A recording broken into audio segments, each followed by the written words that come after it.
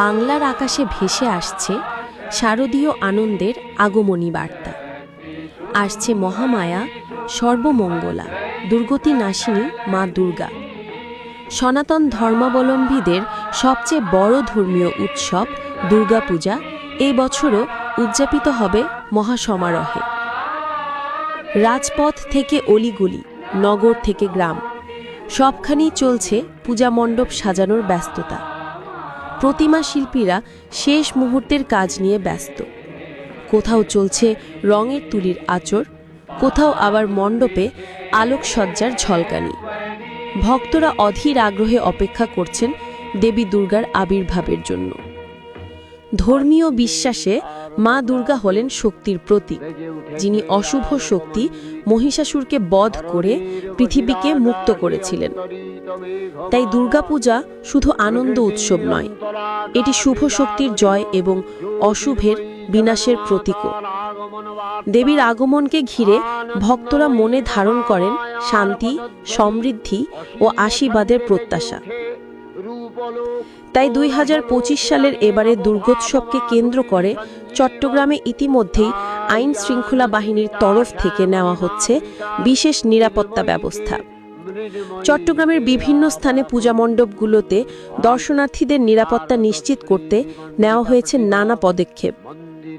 এবার চট্টগ্রামের পূজা মণ্ডপগুলোর নিরাপত্তা নিশ্চিতে কী ব্যবস্থা রাখছেন, এই বিষয়ে স্বরাষ্ট্র উপদেষ্টা জাহাঙ্গীর আলম চৌধুরী সাংবাদিকদের বলেন, আলোচনার মেন এখানে ছিল হলো আমাদের যে জানেন যে 28 তারিখ থেকে আমাদের শারদীয় দুর্গাপূজা, এই দুর্গাপূজার প্রস্তুতি, তারপরে আমাদের জাতীয় নির্বাচন যেটা আছে ফেব্রুয়ারি মাসে হবে এটা, তারপরে আমাদের কিছু আছে যে ধরেন যে মাদকের যে একটা সমস্যা, এটা নিয়েও আলোচনা হয়েছে। এই ছিল আমাদের আলোচনার মেইন বিষয়। তা আমরা এখানে আলোচনার মাধ্যমে যেটা হচ্ছে যে এইবার দুর্গাপূজাটা আমরা আশা করতেছি খুবই শান্তিপূর্ণ এবং খুব উৎসবমুখর হবে। এটা কোনো জায়গায় ওরকম কোনো ধরনের বড় কোনো সমস্যা নাই, এটা শান্তিপূর্ণভাবে এবং উৎসবমুখর হবে। এটা কিন্তু একটা ধর্মীয় অনুষ্ঠান, আর এটার যেন পবিত্রতা রক্ষা পায় ওই দিকেও সবাই খেয়াল রাখতে হবে। তখন জানেন যে যারা এই উদযাপনটা করতেছে তাদের ভিতরে একটা ভাগ আছে, কেউ বলে 2 ভাগ, কেউ 3 ভাগ। বাট যেহেতু এটা একটা ধর্মীয় অনুষ্ঠান, আমার মনে হয় এই ধর্মীয় উৎসবটা পালন করার জন্য কোনো ধরনের বাধা হবে না।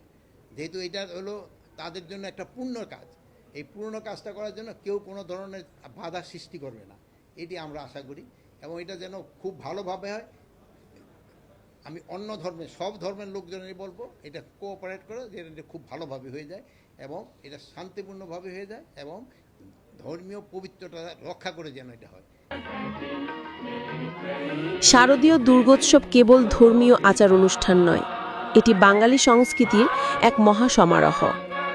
এখানে মিলেমিশে থাকে আনন্দ, ভক্তি, ঐতিহ্য ও সম্প্রীতির বার্তা। মা দুর্গার আগমন বয়ে আনুক সবার জীবনে শান্তি, সৌভ্রাতৃত্ব আর নতুন আলোর দিশা।